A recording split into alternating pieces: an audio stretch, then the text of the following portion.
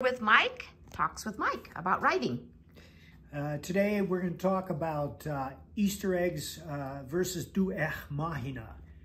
Easter eggs are symbols, stories, or things that you plant early on in the story that will reappear later.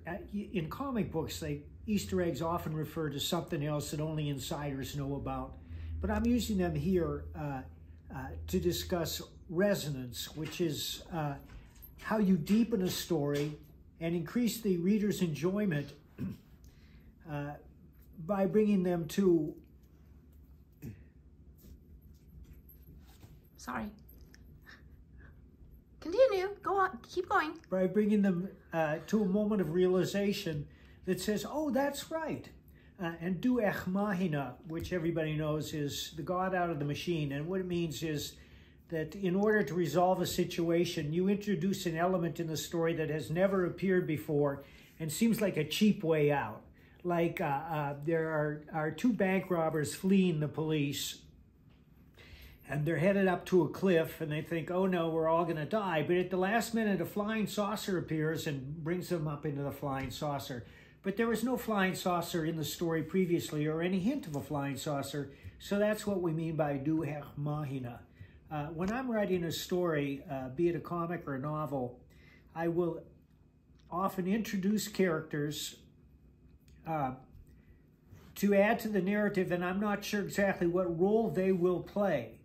But when I near the end of the novel or partway through, I realize that those characters are the key to resolving the plot. And that's what I mean by planting Easter eggs early on. There's an old rule in writing. It's called Chekov's rule, named after the famous Russian playwright. And he said, if you show a gun on the wall in the first act, you have to use it by the third act.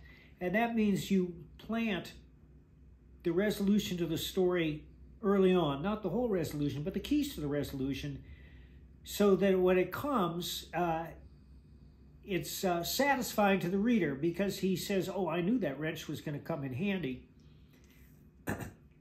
For me, the ideal ending, the type of stories that I write, should come as both a complete surprise and, in retrospect, inevitable.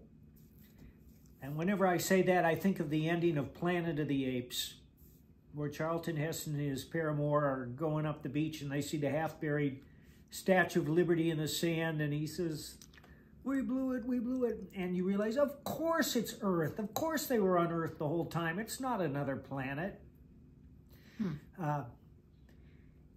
When I do it in a comic, you can do it visually, because a comic is a visual art form, and it should be cinematic to a certain extent.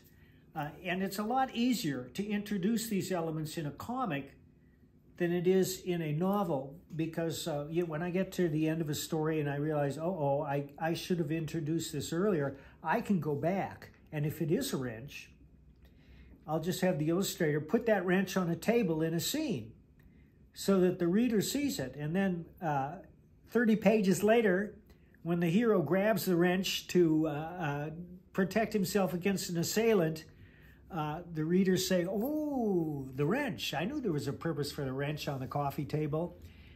And that's what I mean about making a story resonate. And all the stories that you've read, that you've really enjoyed, they have that resonance in them, which means that you plant the elements of the solution early on. You don't put it all together. They're like pieces of a puzzle.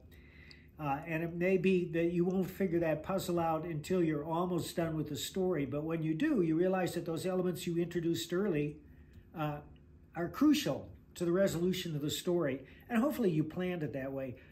I often don't plan it that way, but I always introduce characters in a story because particularly in the novels, the biker novels, and Florida Man too, because my characters interact with the real world, and in the real world, you're always encountering fresh personalities or people you've seen for the first time that day. And then when you come to a situation that requires resolution, you realize that Arthur, who appeared on page 12, is the guide that's going to provide the resolution to a problem that appears on page 300. A writer must surprise himself before he can surprise others. So don't be afraid to surprise yourself. Don't be afraid to veer away from your outline if the story demands it. Everybody knows this, though. When you create a credible story, a credible character, at some point, that character turns around and tells you what he's going to do. So, I hope this helps. Yeah, very helpful. Great tips, as always. We are thinking maybe of doing these on Wednesdays.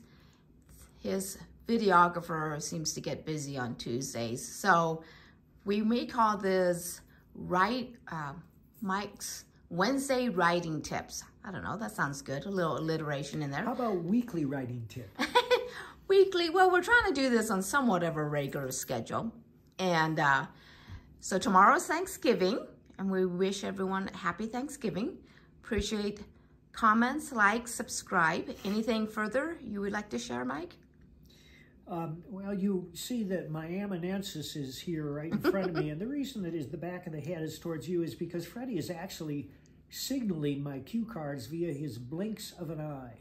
Really? Wow. He's such a smart dog. Maybe we should say words of wisdom from Freddie. Bob would resent that. Bob? Yes, we do have words from Bob if you follow us on Facebook. All right, well, we are wishing you a wonderful and a great Thanksgiving holiday and weekend, hopefully with your loved ones and family. Thanks for watching. Bye-bye.